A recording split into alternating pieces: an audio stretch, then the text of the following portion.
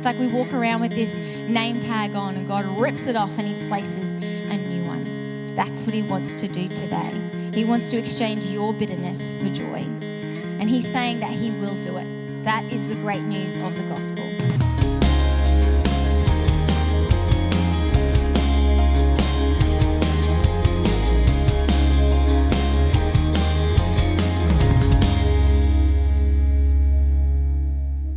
You referred to me as a guest speaker, which is a bit brutal because I have been in this church for probably 13 years now and served on the pastoral team before you did.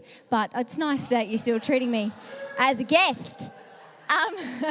Maybe I'm a little bit of a guest to this service. I love this night service, but I don't often get to come as much as I would like because we have 3 young children at home. But I am very excited to be with you tonight, and I'm very excited that I get to be introducing our brand new series called If Only, Finding God in Disappointment and Difficulty. So if you have ever experienced difficulty or disappointment, this series is for you. For this series, we're going to be going through the book of Ruth, and in order to start that off, I'm going to be going through Ruth chapter 1, which actually begins with Ruth's mother-in-law, Naomi. And Naomi has a really hard journey, which we're going to kind of look at tonight. And so to kick us off, as we look at Naomi's story, I've labelled this sermon, Exchanging Bitterness for Joy. So, do you mind if I just pray before I begin? I think it would be really appropriate to start that way. So why don't we bow our heads and I'm going to pray. Dear Heavenly Father, I just thank you that you're with us, God. Thank you that in hard times, in great times, that you are there, Father. I just pray that tonight as we open your word, that we would receive life, God, from your words. That as, we kind of unpack this really sensitive and vulnerable topic together, that you would just, make yourself known to us, God. Would you say what you need to say and would our hearts be open to hear that? In your beautiful name, amen. All right, so put up your hand if you really like bread, like hot, fresh bread straight from the bakery, okay? Or what about donuts? Put up your hand if you like donuts. What about pizza, just like a fresh pizza with all the toppings and melted cheese. Now, the reason why these things are so good is because it contains this wonderful ingredient called gluten, okay? It's so good. Now, 5 years ago, I discovered that I am allergic to this wonderful ingredient, gluten. I was devastated. I was so devastated. I tried to fight it for a while. I was like, no, I refuse to be allergic to that, but I was in a world of pain, and many hospital visits later, I had to accept the fact. Now, being on a gluten-free diet, we talk about it all the time, right? I heard a joke the other day, and it goes like this. A vegan, a person on a gluten-free diet, and a person who does CrossFit walk into a bar. That's the only information I know because that's all they would talk about. Ha, ha, ha, ha. I know, we talk about it all the time. Why do you think we talk about it all the time? Because we're devastated. Oh, bird. We're devastated and we're really bitter, okay? We're really, really bitter about it. And I think that's the thing about prolonged difficulty and disappointment. That is what leads to bitterness. It's often not, one-off sadness that, lets bitterness creep in. It's this ongoing pain. And so that's what we're going to be discussing tonight. As I mentioned before, we're going to be going through Ruth. And to give you a little bit of context, Ruth is this really important little book in the Old Testament, so the first half of the Bible. And it's an important story because it's kind of like the in-between transition story between Abraham, who was kind of like the founding father of God's people, the Israelites, when, kind of judges ruled in the land. And then there's Ruth, and then we kind of move into this new stage of kings, and we start to see the appearance of King David. It's a really, it's a good story. It's a heartbreaking story, but it's also a story of redemption. So why don't we kick off, and let's have a little bit of a read, hey? Ruth 1. In the days when the judges ruled, there was a famine in the land. So a man from Bethlehem in Judah, together with his wife and 2 sons, went to live for a while in the country of Moab. The man's name was Elimelech. I think that's how you pronounce it. His wife's name was Naomi, and the names of his 2 sons were Mahlon and Chilion. So this is the introduction that we get to Naomi, right? First, disappointment. She's newly married, and then a famine hits the land. And so her, with her husband, has to move to this foreign country just to be able to find some food, which would have been really devastating, right? You know, you get married and all of a sudden you have to leave all of your friends and family and the place that you grew up to go to this new place. Verse 3, now Elimelech, Naomi's husband, died, and she was left with her 2 sons. They married Moabite women, one named Orpah and the other Ruth. After they had lived there about 10 years, both Mahlon and Chilion also died. Naomi was left without her 2 sons and her husband. When Naomi heard in Moab that the Lord had come to the aid of his people by providing food for them, she and her daughters-in-law prepared to return home from there.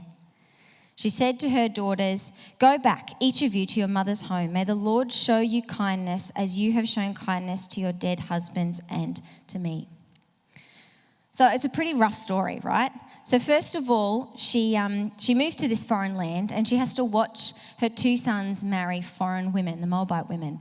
And we know that she had a pretty good relationship with these daughters-in-law. You know, it said that, she said that they were kind to her and kind to her sons. But it's probably just not the life that she had envisioned for her daughters, you know, being a good Israelite woman. She probably envisioned her sons marrying Israelite ladies. And then to make matters even worse, first she loses her husband, and then years later she loses both of her sons. Now this was really devastating. As you can imagine, you know, losing your only family would have been just awful. But before her sons died, they never got the opportunity to give her grandchildren. And so she was also facing the prospect of never being a biological grandmother to any grandchildren. And to make matters worse, in those times, women had no ability to earn money. They relied on their male relatives to be protector and provider. So she was facing a life of poverty. So as we kind of read the story, we realise that, the land of Judah has come out of the famine, and she thinks to herself, I've got nothing left. I've got nowhere else to turn, but I'll have to go back. Now, as we read in the story, she says to both the daughters-in-law, stay here, find new husbands, live a life. And both of them say that they want to come with Naomi, but it turns out that Orpah stays behind and Ruth is the one that sticks with Naomi and makes that journey back to Bethlehem. Now, that's a really scary journey for the 2 of them to make. It says that Naomi wasn't a young woman. She was an older woman. So making that journey would have been really hard. But also, there were 2 women travelling alone on a rough road. And so there was the potential for attack or for them to be killed as well. So it's pretty rough going for her. And then we pick up in verse 20 to 21. She arrives back to Bethlehem and Naomi's friends run out and they go, oh my goodness, Naomi, our friend is here. And this is what she says to them. Don't call me Naomi, she told them. Call me Mara, because the Almighty has made my life very bitter. I went away full, but the Lord has brought me back empty. Why call me Naomi? The Lord has afflicted me. The Almighty has brought misfortune upon me. I looked up what the name Naomi meant, and it's really funny because it actually means pleasant. So she's making quite a big statement here as she rolls back into her hometown and her friends rush out to meet her. She says, no, don't call me Naomi. Don't call me pleasant. Call me by this new name, which means bitter. It's obviously how she felt, her whole being. She felt no more hope. She wanted to be labelled bitter. What is your pleasant to bitter moment? You might not have lost your entire family like Naomi did, but maybe life just hasn't turned out how you expected. Naomi didn't get to this place of bitterness overnight. I think it's probably true for most of us. We don't arrive to bitterness after one bad thing's happened. It's usually this prolonged disappointment, this prolonged difficulty. We have a bit of a funny joke in my family. My parents love to go on holidays, but every time they go on holidays, particularly if they go camping, it rains. Every time. And my mum, she started out being really bitter about it, really angry, like, oh, why do we bother going on holidays? And now she just has this sad resignation that every time they go on holidays, it is going to rain.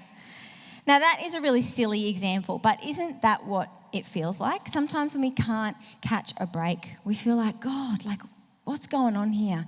I just can't seem to let up. It doesn't let up.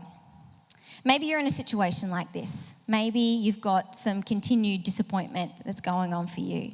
Whether that's a job that you've really wanted that you've been rejected for. Maybe you've got some relationship breakdown that you're really hoping and praying for healing that hasn't happened yet.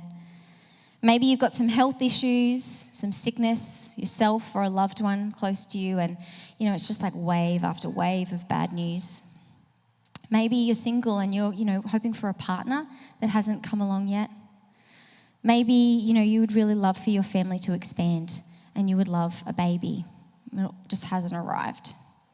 Financially, maybe you can't catch a break, or maybe it's just life. Life just feels like a real slog. It's hard, it hurts, and you're left feeling hopeless. I have a story that I wanted to share with you guys tonight about a time when I just felt bitterness starting to seep in. I've been working as a high school chaplain for 11 years now, which I absolutely love. I love my job. But the nature of the job is that so often you are journeying alongside people who are doing it quite tough. And I love doing that, but it does take its toll every now and then. There was one high school in particular that I was working in with one of our other Lifepoint ladies, Trudy, and it was in a particularly low socio area.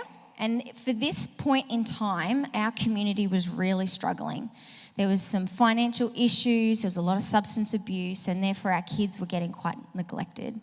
And so as a chaplain, I saw lots of kids just making poor choices and felt like, it was a real slog. We even saw our staff at that school just be really down, So I would often cry to Trudy and just be like, the weight of being the only hopeful person in that place was really quite hard. I used to think, if only someone would just ask me, like, hey, Steph, how are you going today, But it all kind of came to a head this one particular day because we had been putting on this, they call it Chappie Brekkie. Every Wednesday morning we would provide a free breakfast for all of our kids. And so to provide, sausages, bread, juice and pancakes for 400 kids every week obviously costs a little bit of money. And so we had to fundraise the money to be able to put on this free breakfast. And it was a really important thing to do because this breakfast was sometimes the only meal that some of these kids were getting for that day.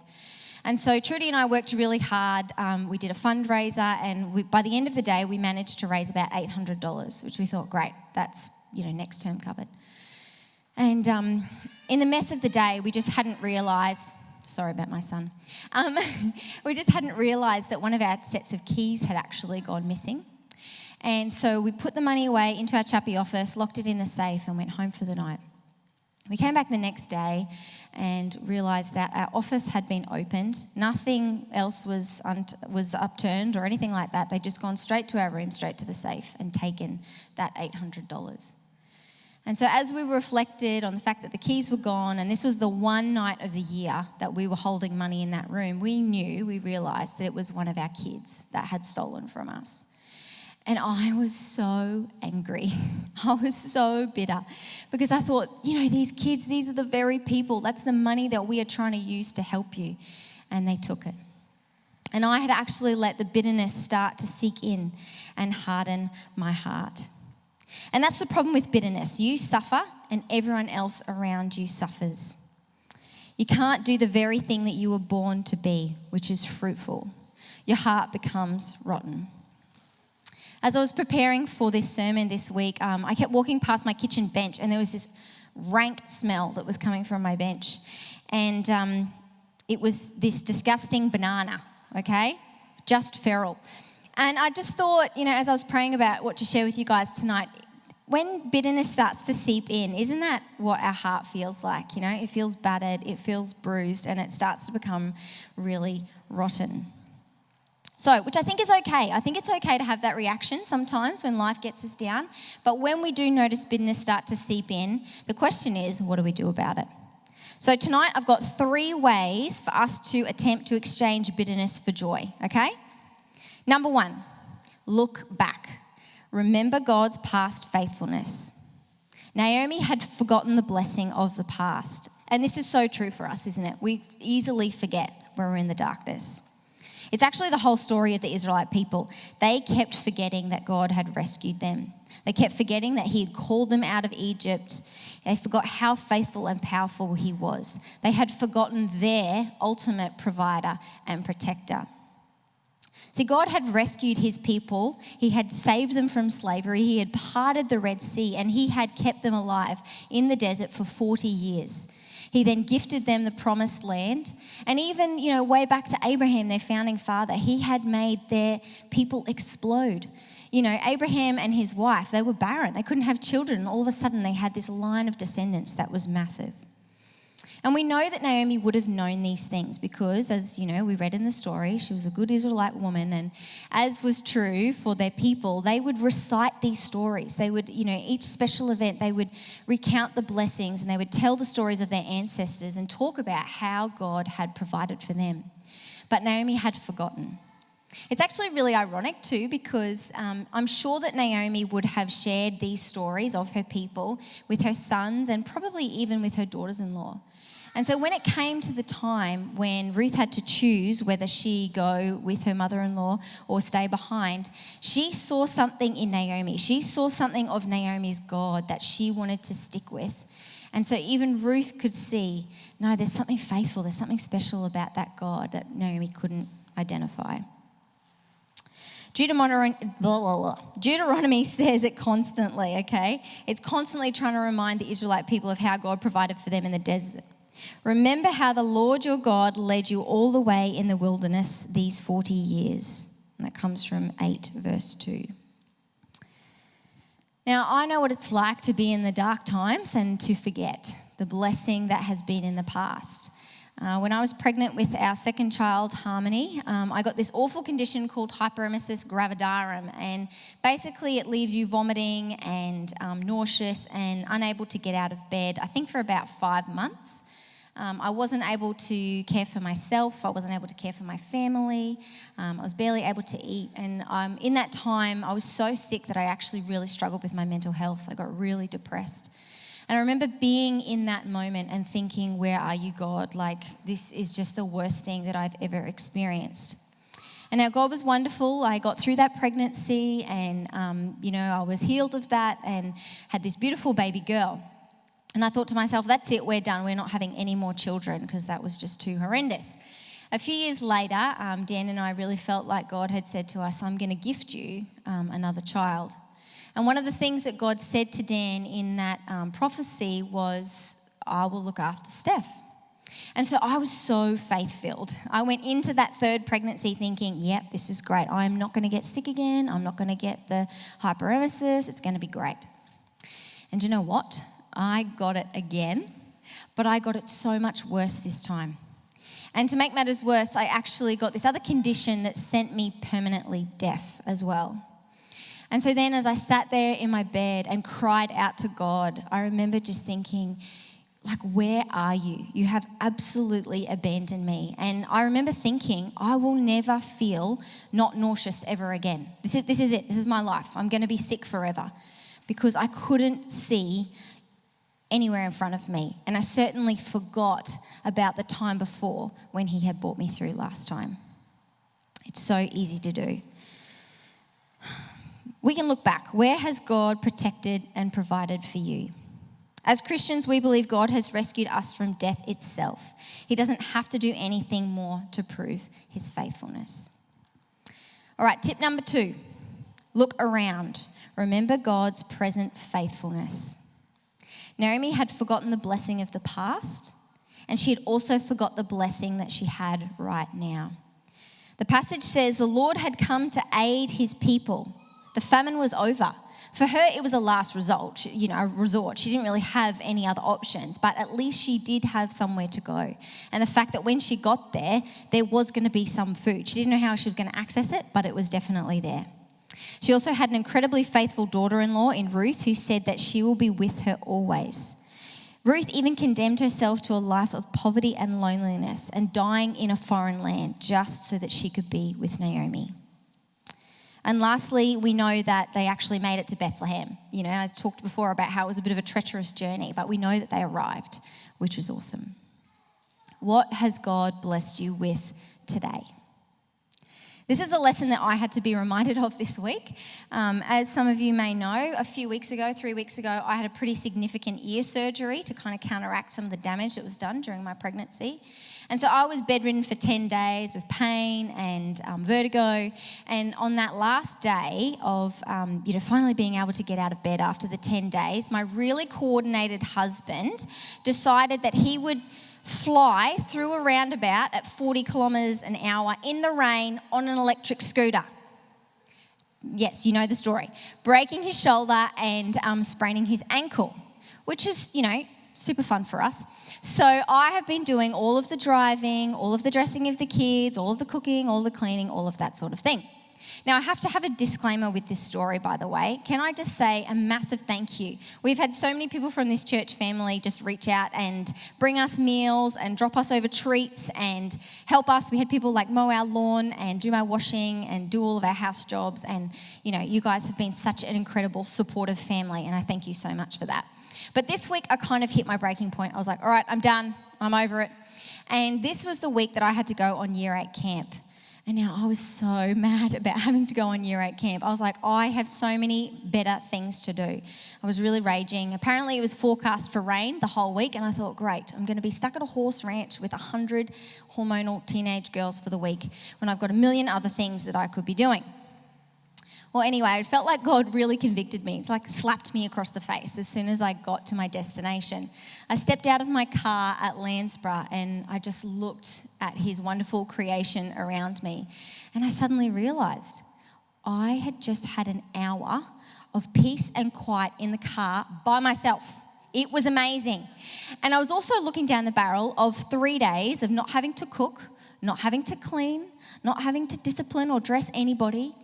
And the weather actually turned out beautiful. It was an incredible week. And the other thing is, I actually really love spending time with my students. And we had such a fantastic time getting to know the girls. You can see I blocked out their faces. But we just, had the most incredible week. And I thought, wow, I have just been barreling through life and completely missing the blessing that's right in front of me right now. All right, tip number 3, look ahead. Remember God's future promises. Naomi hadn't just forgotten the past, she'd forgotten what God had promised to do in the future. The Old Testament is full of stories, promises, reminders to God's people about, how he will provide for us. And these promises are for us as well. Deuteronomy 31 verse 6 says this, "Be strong and courageous. Do not be afraid or terrified because of them. For the Lord your God goes with you. He will never leave you nor forsake you."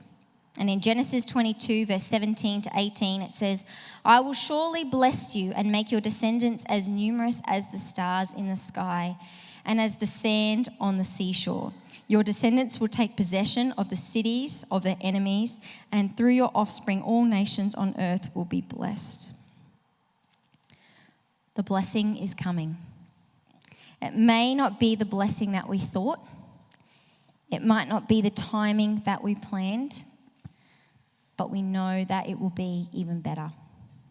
For followers of Jesus here today, this is truly the best news. The best is yet to come. He took our sin, he took our deserved punishment, he took our brokenness, and he exchanged them for something beautiful. A fresh start, a future forever eternal life with him, and our every dream come true. It's really awesome because we get to see the resolution of Naomi's story, and you're going to hear more about that in the coming weeks. But God blessed Naomi so much.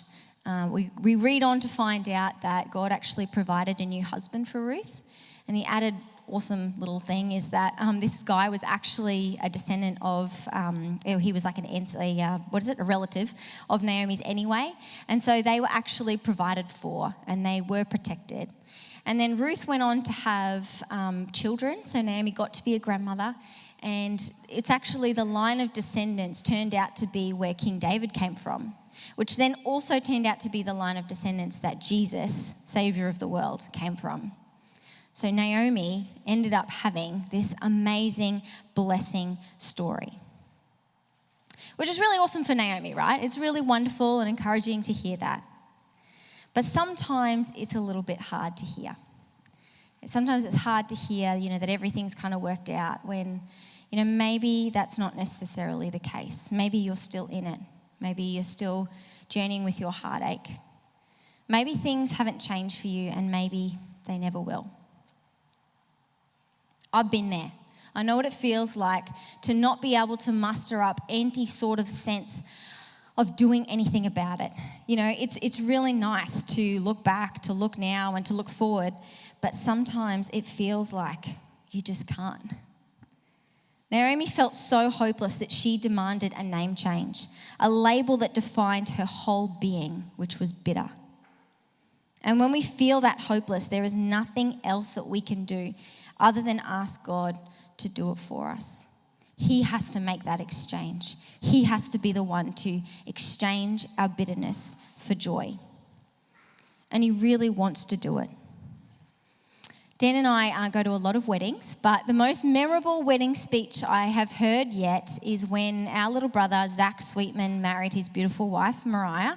They're sitting in the front row. You can give them a round of applause. It just really stuck with me because as Mariah was sharing on her wedding day, she talked about how her name, Mariah, is actually, funnily enough, comes from the name Mara, which, we hear about Naomi's story, which we know means bitter. And Mariah knew that, this was kind of like the meaning of her name. But during her wedding speech, she said since her wedding day, she would be known as sweet. Not only because it's the day she married the wonderful man that God had given her, but also because her name would change to Sweet Man. Mariah, Sweet Man. How good is that? And I remember just thinking, isn't that such a beautiful illustration of what God can do? It's like we walk around with this name tag on and God rips it off and he places a new one. That's what he wants to do today. He wants to exchange your bitterness for joy. And he's saying that he will do it. That is the great news of the gospel. In Ezekiel 36, verse 26, it says, I will give you a new heart and put a new spirit in you. I will remove from you your heart of stone and give you a heart of flesh. And that's the amazing thing about God. No judgment, just love. It's like us walking around with our hearts looking like this bruised and battered and stinky, bitter banana. And he says to us, hey, child, just give it to me. Give it to me, and I will give you a brand new one. And the awesome thing about God is that there's no expiry date on this new heart or this new banana. If this one goes through life and gets bruised again and gets battered and gets bitter, he's like, that's okay. I've got another one. I'll just trade it again. Here's another one. And I just think that's so awesome because when we don't have the capacity, when we can't do it ourselves, he longs to do it for us. I'm going to ask the band to come back up now and we're going to sing a song together to close our service. And I just would really love it that if you feel like there's something that has resonated with you today, if you're feeling like you're just doing it really tough, that you're copping a lot of disappointment, going through a time of difficulty, if you feel like, that those seeds of bitterness are starting to take hold of your heart. Here at Lifepoint, we're really passionate about being a family. We want to do this as a team. And so we would love to pray with you. There's going to be some of our wonderful prayer team up the back. So during the next few songs, if you want to receive prayer, I just want to encourage you to go up the back there and they'll pray for you guys. I have also spoken a lot today about the ultimate exchange. God doesn't just want to exchange our bitterness for joy, but he actually wants to exchange our life of death for life. We believe as Christians that when we reject God, when we turn away from him, and when we turn away from the things that are of him, we're doing the wrong thing. And the thing is there has to be punishment for the wrong thing, right? And the only acceptable punishment for that is death. But God loved us so much that he wasn't happy with that solution. So he concocted this great plan to come to earth in the form of a human. He sent his only son, Jesus, to come and to die on a cross so that our yucky record, the one that was headed for death, could be exchanged for one of life. and so that we get to be with him forever. And so if you're not a Christian here today, or you're feeling like, oh, this is all really new to me, we would love to chat with you and pray with you about that as well. We're going to move into a time of communion, which is basically just our way of taking a symbol. You know, the juice is a representative of the blood that was spilled by Jesus, and the crackers represent his body that was broken. And we take this just as a reminder of that beautiful exchange that he did do. And so during this next song, whenever you feel comfortable, if you want to come up and receive the juice and receive the crackers and head back to your seat and just reflect on that beautiful exchange that he offers us every single day. Hey guys, I hope you enjoyed that. If you did and you want more Lifepoint content, subscribe to our channel right now. Or if you're in the area around Moreton Bay or Rothwell, head to our service. Sunday, we'd love to see you there. lifepoint.org.au for all the details. We'll see you soon.